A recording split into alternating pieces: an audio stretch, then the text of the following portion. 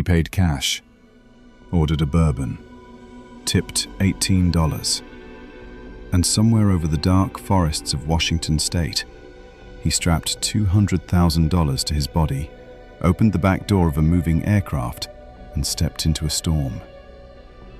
No one has seen him since. His name was not D.B. Cooper. That was a journalist's mistake. His real name has never been found. His face has never been matched. His body has never been recovered. For 54 years, the FBI chased a ghost. In 2016, they stopped. Not because he was caught, because they ran out of places to look. This is the only unsolved skyjacking in the history of commercial aviation.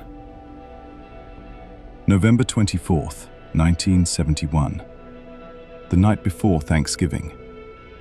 Portland International Airport. A man in his mid-40s walked to the ticket counter. Dark suit, white shirt, black raincoat, clip-on tie, horn-rimmed sunglasses. He paid $20 cash for a one-way ticket to Seattle. Seat 18E, last row, right beside the rear staircase. Nobody thought anything of it.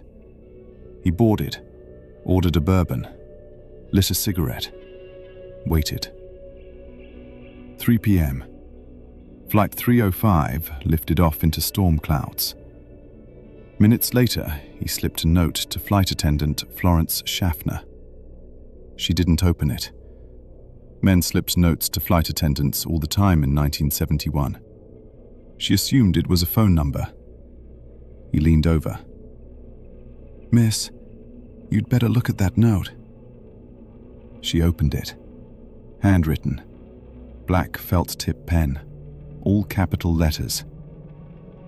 "Miss, I have a bomb in my briefcase and want you to sit by me." She sat down. He opened the briefcase just wide enough. Red cylinders, wires, a battery. Then he closed it.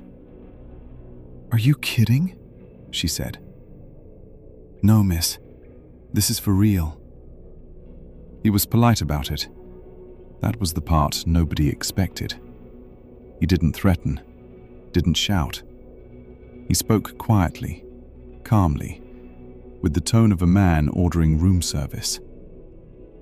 $200,000, $20 bills, 4 parachutes, a fuel truck standing by in Seattle. No funny stuff. 22-year-old Tina Mucklow, the newest, lowest-ranked flight attendant, sat beside him while the plane circled Seattle for 2 hours as the FBI scrambled on the ground. The passengers were told there was a minor mechanical problem. They believed it. While they read magazines and looked out at Puget Sound, Tina Mucklow was 3 rows back, sitting next to a man with a bomb. She later said she started to pray, not just for herself, for him. He seemed rather nice. He was never cruel or nasty. He was thoughtful and calm, all the time. She asked him why he was doing this. He said he had a grudge. She asked against who. "Not against your airline, just a grudge." 5:39 p.m. Flight 305 landed in Seattle. The FBI had done it. $200,000, 10,000 $20 bills, photographed, serial numbers recorded, loaded into a single bag. 4 parachutes. The moment the last parachute came through the door, Cooper released all 36 passengers. They walked off, still thinking it was a mechanical delay. He kept Tina. He kept the 3 pilots. He ordered the plane to fly south. Slow, low, gear down, flaps at 15 degrees. And here is what should stop you. He didn't just know the plane could reach Reno. He knew the exact flap setting for slow-speed flight. He knew the fuel burn at low altitude. He knew the Boeing 727 had a rear staircase that could be lowered in flight. A technical detail not published in any public manual. This man had done his homework. 7:40 p.m. Flight 305 lifted off from Seattle for the last time. Cooper told Tina Mucklow to go forward and stay with the pilots. She walked through the curtain. The cabin went dark. The back door, still open, roared with the sound of the storm. It was terribly loud and eerie. The airplane was totally dark in the back. I felt so alone at that point. 8 p.m. A warning light blinked in the cockpit. The rear staircase had been activated. 8:13 p.m. The aircraft pitched suddenly, nose down. The pilots corrected. They called back. No answer. Somewhere over the dark forests of southwest Washington, in a storm, in winds of 100 miles per hour, at 10,000 feet, in a business suit and loafers, Dan Cooper stepped off the back of a moving aircraft with $200,000 and a parachute he had never tested. The temperature outside was 7 degrees below zero. The plane landed in Reno at 10:15 p.m. Cooper was gone. The money was gone. 2 parachutes were gone. The FBI searched 28 square miles of dense Pacific Northwest forest for weeks. They found nothing. Not a footprint, not a thread, not a single dollar bill. But he made one mistake. His tie, left on seat 18E, a cheap clip-on from JCPenney. In 2007, the FBI gave it to a forensic team with an electron microscope. What they found changed everything.